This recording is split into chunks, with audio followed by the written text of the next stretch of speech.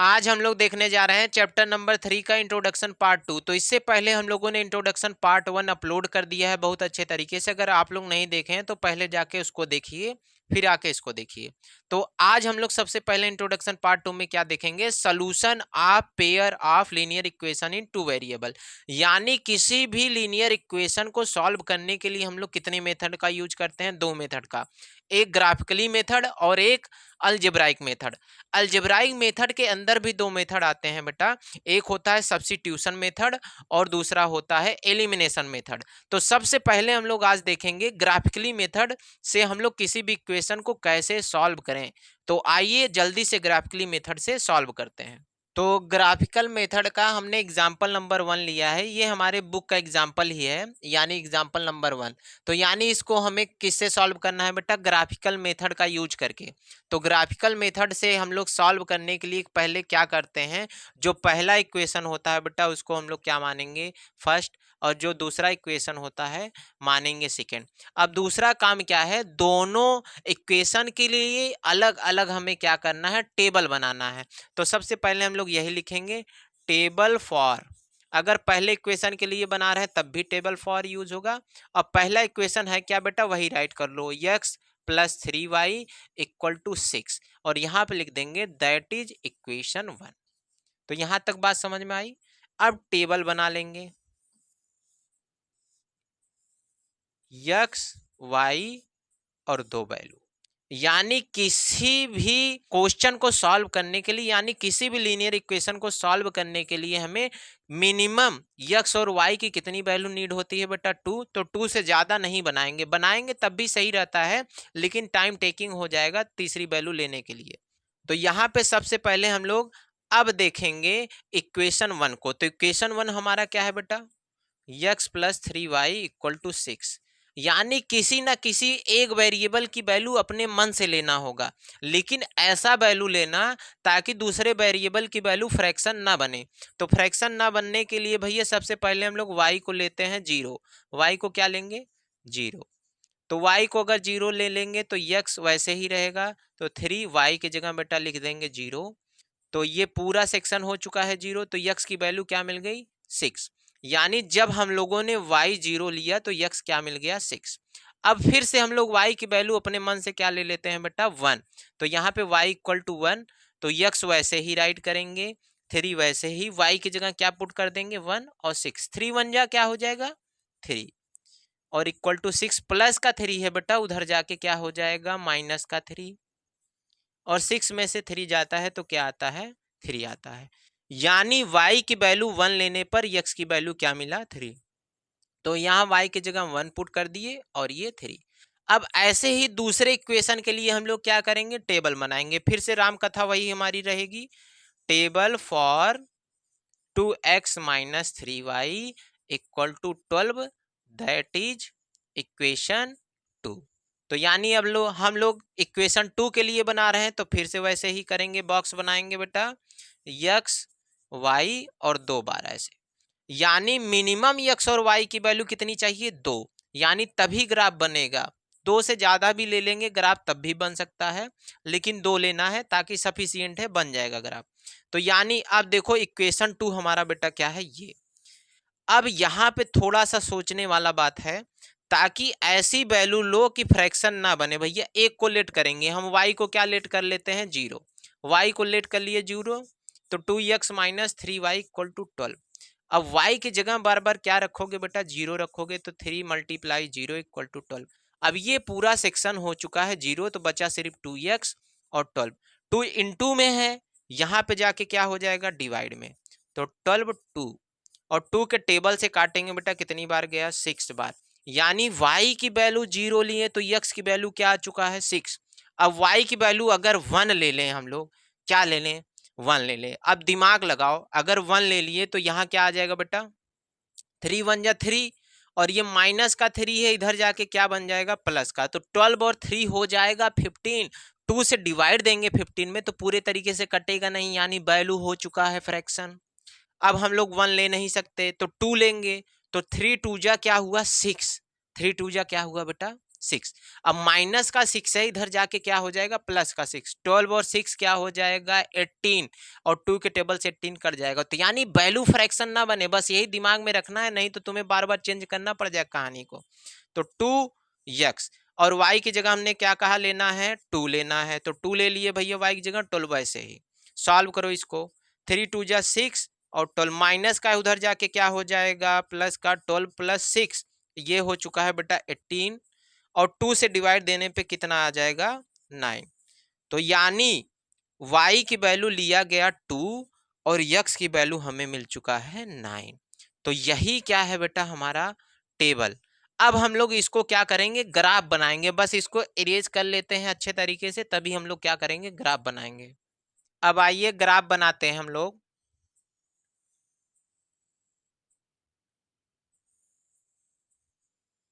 ये है, ये x एक्सिस है बेटा, यहाँ पे माइनस x मिलेगा और ये y और ये माइनस का y। तो अब देखो हमें जब नंबर को प्लॉट करना होगा स्केल से लेके आप लोग क्या लेना इक्वल डिस्टेंस लेना, ताकि ग्राफ बनाते वक्त क्या ना हो बेटा रॉन्ग ना हो। तो यहाँ पे देखो यक्स की हाईएस्ट वैल्यू हमें ग्राफ के अंदर देखेंगे, यानी जो टेबल बनाया है उसके अंदर क्या है बेटा 9। तो यानी यक्स पे हमें कहाँ तक चलना है 10 तक। तो ये चालाकी होता है थोड़ा सा 1 और यहाँ पे ले लेंगे 2 3 4, सॉरी 4 ज़्यादा दूर बन चुका है, 4 5 6 7 8 9 और 10 हो चुका। अब y की हाईएस्ट वैल्यू कितनी है बेटा 2 तक, तो यानी हम लोग 3 तक बना लेंगे बहुत है, 1 2 3 4। और माइनस में वैल्यू मिली ही नहीं तो कोई दिक्कत नहीं, माइनस का बनाओ या ना बनाओ ग्राफ हमारा बनना चाहिए बस, हो गया। अब देखो सबसे पहले टेबल 1 को देखोगे तो टेबल 1 अभी जो बताया गया था वही यहाँ पे हम लोग क्या कर दिए बेटा छोटा, ताकि ग्राफ बनाने में क्या हो जाए हमें आसानी हो जाए। तो यक्स पे चलेंगे हम लोग 6 और वाई पे 0, तो यानी यक्स पे 6 यहाँ पे आ गए बेटा और वाई पे 0, यानी 6 के सामने और 0 के सामने, तो यहाँ पे हमें मिला 6,0। तो ऐसे बना लेंगे। पहली वाली वैल्यू जो होता है बेटा यक्स होता है, 9th में जब कोऑर्डिनेट पढ़े होंगे हम लोग उसमें बताए होंगे, पहली वाली वैल्यू यक्स और दूसरी वाली वाई हो गया। अब दूसरे में देखो यक्स पे 3 और वाई पे बेटा 1, तो यक्स पे 3 और वाई पे 1, यानी 3 और 1 के क्या बनाएंगे सामने, ऐसे ही बना देंगे। यहाँ पे बन चुका है 3,1 हो गया। अब दूसरा काम देखो फिर से 6 पे 0 चलना है, तो यानी x पे 6 और y पे 0, फिर से वही मिल गया। तो हम लोग 2 बार वैल्यू को प्लॉट नहीं करते हैं, अगर सेम नंबर मिल जाए तो यही माना जाएगा दूसरे वाले का। अब फिर देखो तो अगली वैल्यू क्या है बेटा 9 और 2, यानी x पे 9 और y पे 2, तो 2 यहाँ पे है और 9 यहाँ पे है, ये देखो 2 और 9 बना लिए, 2 और 9, तो यहाँ पे लिख देंगे 9, पहला x होता है दूसरा y हो गया। अब निकालेंगे अपना औजार, यानी क्या निकालेंगे बेटा स्केल। तो स्केल से ही इसको मिलाना, ताकि मिलाते वक्त बड़े स्केल का यूज करना छोटे वाले का नहीं, क्योंकि बोर्ड एग्जाम में आपको ग्राफ पेपर मिलेगा नहीं, तो मिलाते वक्त सावधानी बरतनी होगी, इसलिए बड़े स्केल का ही यूज करेंगे हम लोग। तो पहला ग्राफ का टेबल बेटा हमारा क्या था, पहली वैल्यू थी 6 और 0 और दूसरी थी 3 और 1। तो हम लोग पहले वाले ग्राफ के लिए ऐसे खूब बढ़िया से कर लेंगे, देखिए ऐसे ऐसे चाहे जैसे बने, इसको खूब बड़ी सी लाइन खींच देनी है। क्या कर देना है बेटा बड़ी सी लाइन खींच देनी है, इस पॉइंट से टच होता हुआ चला जाए, हो गया कहानी। अब देखो दूसरे वाले इक्वेशन का ग्राफ की वैल्यू ये थी 6 0 और 9 2, तो 6 0 यहाँ से है, तो इस और इस वाले को वैल्यू को क्या करेंगे बेटा मिलाएंगे, ऐसे खूब बढ़िया से मिला दो। देखो ये देखिए कैसे मिला जा रहा, ये खींच दिया गया खूब बड़ा सा। यहाँ पे देखो जहां पे ग्राफ कट होता है वहीं पे मिलता है हमें यक्स और वाई की वैल्यू। तो ग्राफ कहाँ पे कट हुआ बेटा 6,0 पर, तो यानी यक्स की वैल्यू क्या हो गई 6 और वाई की वैल्यू क्या हो गई 0। तो ये बात आपको अच्छे तरीके से समझ में आ गया होगा, यानी ग्राफिकली मेथड से हम लोग कैसे सॉल्व करते हैं किसी भी इक्वेशन को। बस ये ध्यान देना बेटा कोई भी वेरिएबल की वैल्यू लेट करना अपने मन से, यहां तक तो बात सही है। लेकिन दूसरे वेरिएबल की वैल्यू फ्रैक्शन ना बने, नहीं तो ग्राफ बनाते वक्त जो यहाँ पे जल्दी से ग्राफ बन गया ना, वहां पे ग्राफ बनाते बनाते छिछनी आ जाएगा पेपर में, बोर्ड एग्जाम में, और ग्राफ कभी बन पाएगा नहीं। तो अब हम लोग देखेंगे इसका दूसरा मेथड यानी सब्स्टिट्यूशन मेथड। अब हम लोग देखेंगे सब्स्टिट्यूशन मेथड। तो एग्जाम्पल नंबर 4 यानी अपने बुक का ही एग्जाम्पल है। क्या लिखा है? 7x minus 15y equal to 2x plus 2y equal to 3। यानी इस क्वेश्चन को हमें किससे सॉल्व करना है बेटा? सब्स्टिट्यूशन मेथड का यूज करके। तो सब्स्टिट्यूशन मेथड हम लोग अच्छे तरीके से इस एग्जाम्पल से क्या कर लेंगे बेटा? क्लियर कर लेंगे। तो सबसे पहला जो पहला इक्वेशन हो बेटा उसको इक्वेशन 1 मान लेंगे, जो दूसरा हो इक्वेशन 2। अब पहला स्टेप हमारा क्या आ जाता है? किसी भी इक्वेशन को पकड़ो, या 1 को पकड़ो या 2 को पकड़ो, एक वेरिएबल की वैल्यू एक जगह बचा लो और बाकी सबको क्या कर दो? ट्रांसफर कर दो। कहानी समझ में आया? तो वही करेंगे हमेशा, यानी पहला स्टेप हमारा यही होगा। चाहे इक्वेशन 1 को पकड़ो चाहे इक्वेशन 2 को पकड़ो, एक वेरिएबल को सिर्फ एक जगह बचाना है और बाकी सबको क्या करना है बेटा? ट्रांसफर करना है। तो ठीक है, आइए अब करते हैं। तो हमने पकड़ा इक्वेशन 2 को। किसको पकड़ा? इक्वेशन 2 को। तो यहां पे लिख लेंगे फ्रॉम इक्वेशन 2। ठीक, तो यहाँ पे x plus 2y equal to क्या है बेटा? 3। तो x को हम लोग बचा लिए, यानी एक वेरिएबल को बचा लिए x। अब प्लस 2y को उधर ट्रांसफर कर देंगे बेटा, क्या हो जाएगा? 3 माइनस 2y। तो इसको बनाना है इक्वेशन 3। कहानी समझ में आया कि नहीं समझ में आया? फिर से समझो। यानी जो दो इक्वेशन होगा, ठीक है, पहले किसी भी इक्वेशन को पकड़ेंगे। अगर तुमने 1 को बेटा पकड़ा तो यहाँ पे लिखोगे फ्रॉम इक्वेशन 1। तो इक्वेशन 1 जो है पूरा राइट कर लो, बस एक वेरिएबल को बचाओ, बाकी सबको ट्रांसफर कर दो। और ट्रांसफर करने पे देखो बेटा, यहाँ पे हमने इक्वेशन 2 को पकड़ा था, x plus 2y equal to 3 लिख लिया। अच्छे तरीके से समझ में आया? अब यहाँ पे देखो प्लस 2y को ट्रांसफर करे तो माइनस का 2y हो गया इधर जाके।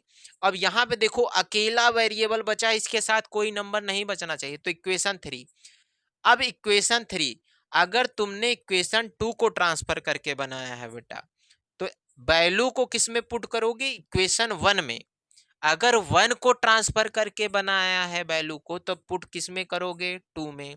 तो यानी बात यहां तक समझ में आई। अब हम लोग लिखेंगे सब्स्टिट्यूट। क्या लिखेंगे बेटा यहाँ पे? सब्स्टिट्यूट वैल्यू ऑफ यक्स, यानी हमने किसकी वैल्यू बचाई है बेटा? यक्स की। तो यहां पे लिखेंगे value of x in equation 1। यानी हम लोग कहां पे सब्स्टिट्यूट करेंगे वैल्यू को? इक्वेशन 1 में। क्यों?